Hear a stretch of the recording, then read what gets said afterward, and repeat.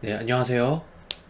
어, 이번 영상에서는 우리 태양계를 돌고 있는 행성의 운동 법칙, 케플러의 법칙에 대해서 설명을 드리려고 합니다.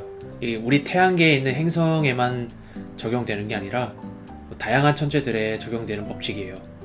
그래서 행성을 도는 위성이라던가 그리고 외계 행성, 그래서 이제 다른 별들을 돌고 있는 외계 행성들, 그리고 뭐 쌍성계 같이 이제 별끼리 도는, 별 두 개가 서로 도는 그런 시스템에도 적용이 되는 법칙이에요. 그래서 천문학에서 가장 중요한 법칙 중 하나라고 할 수가 있는데요. 제가 이제 천문학 강의를 하는데 사용하는 이제 교과서를 쭉 읽어보니까 내용이 되게 재밌더라고요. 티코 브라헤라는 천문학자가 있었어요. 이제 티코 브라헤가 20년 넘게 태양이랑 달이랑 행성들의 이 관측 기록을 남겨 놓았는데, 이제 티코 브라헤가 좀 굉장히 거만한 사람이었나 봐요. 그래서 이제 다른 학자들이 굉장히 티코 브라헤를 싫어했는데, 이제 티코 브라헤를 이제 뭐 재정적으로 서포트 해주던 왕이 이제 죽으니까 사람들이 이제 뭐 공격을 받게 돼서 다른 곳으로 이제 뭐 도망을 갔는데, 거기서 요하네스 케플러를 만나서 이제 그를 제자로 삼고 이제 연구를 계속 하게 되었다고 해요. 그게 더 웃긴 게 뭐냐면은, 이 관측 기록을 케플러가 제자인데 케플러한테 넘겨주지 않았대요. 그 이유가 뭐냐? 그 이유가 되게 웃긴데, 케플러가 이제 엄청난 발견을 해서 자신의 명성을 빼앗아갈까봐 그 관측 기록을 이제 넘겨주지 않고 가지고 있다가, 결국 티코 브라헤가 죽고 요하네스 케플러가 이 관측 기록을 다 이제 가지게 되면서 이제 자신의 연구를 할 수가 있게 된 거예요. 그래서 이제 이 관측 기록을 바탕으로 해서 행성이 운동하는 법칙 이 세 가지를 발견을 했는데, 그게 바로 이제 케플러의 법칙이에요. 그리고 이후에 이제 뉴턴이 미적분이랑 이제 만유인력 법칙을 이용을 해서 케플러의 법칙을 이제 수학적으로 그리고 이제 물리학적으로 이제 증명을 하게 됩니다. 이제 제가 하려는 게 이제 케플러의 법칙을 이제 수학적으로 증명을 하려는 건데, 케플러의 법칙이 뭔지부터 알아야겠죠. 케플러의 제 1법칙. 1법칙이 뭐냐면은, 행성이 태양의 주위를 도는데 그 공전 궤도가 타원형이다라는 거예요. 행성의 공전 궤도는 타원형이다. 공전 궤도는 타원형이다. 그래서 우리가 그림을 그려보면은 태양이 있고 행성이 태양 주위를 공전하는데, 그 공전 궤도의 모양이 타원형이라는 거예요. 이렇게. 그리고 이 타원형의 특징이 뭐냐면은 이 초점이라는 두 개의 점이 이렇게 안에 있는데, 그 초점 중 하나에 태양이 이렇게 위치를 한다는 거예요.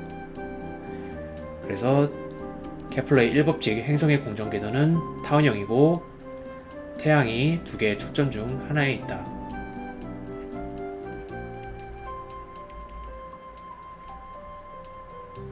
타원 궤도를 돌다 보니까 이제 어떤 때는 행성이 태양으로부터 이제 가까운 곳에 위치하기도 하고, 그래서 이거를 이제 이 점을 근지점이라고 해요.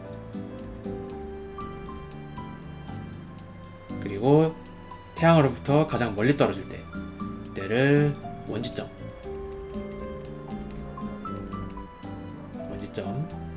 지구의 궤도도 완전한 원이 아니라 이렇게 살짝 찌그러진 타원형이에요. 물론 뭐 거의 원에 가깝기 때문에 이 원지점과 근지점의 차이가 그렇게 크지는 않아요. 이제 이 법칙은 뭐냐면은, 이제 태양과 올라가서 태양과 이 행성을 이렇게 연결하는 선을 그을 수가 있어요. 이 선이 이제 행성이 이렇게 공전을 하면서 이 선도 따라서 움직이겠죠. 그런데 이제 이 선이 움직이면서 이렇게 어떤 면적을 휩쓸고 지나가요. 이 선이 휩쓰는 면적이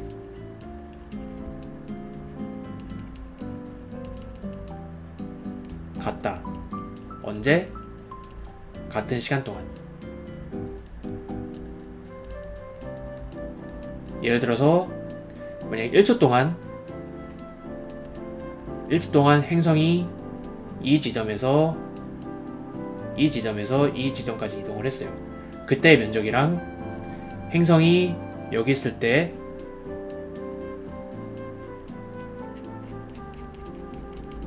여기서 이렇게 1초 동안 이동을 했다.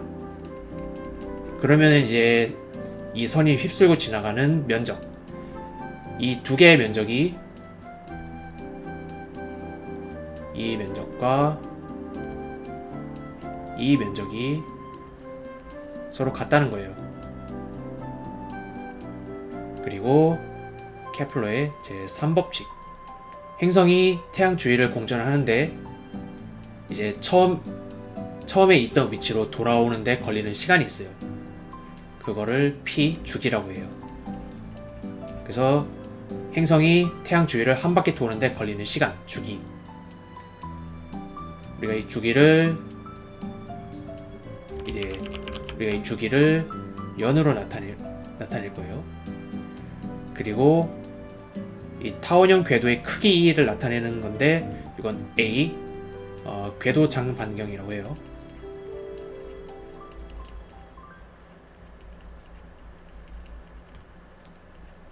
궤도 장반경, 이거는 이제 천문 단위. 그래서 1천문 단위가 태양과 지구 사이의 평균 거리를 나타내는 값이에요. 그리고 이 궤도 장반경은 뭐 영어로는 이제 semi major axis라고 하고요. 그래서 타원이 있으면은 타원이 이렇게 이쪽 방향으로도 크기를 생각할 수 있고 이쪽 방향으로도 크기를 생각할 수 있죠. 근데 이 긴 쪽 방향으로의 길이의 절반을 이제 궤도 장반경이라고 하고, 이 짧은 쪽으로 길이의 절반을 궤도 단반경이라고 해요. 그래서 이 둘 사이에 어떤 수학적인 관계가 있어요. 그게 뭐냐? 주기의 제곱은 궤도 장반경의 세제곱과 같다. 지구에 대해서 생각을 해보면은 지구의 주기는 얼마냐? 1년이에요.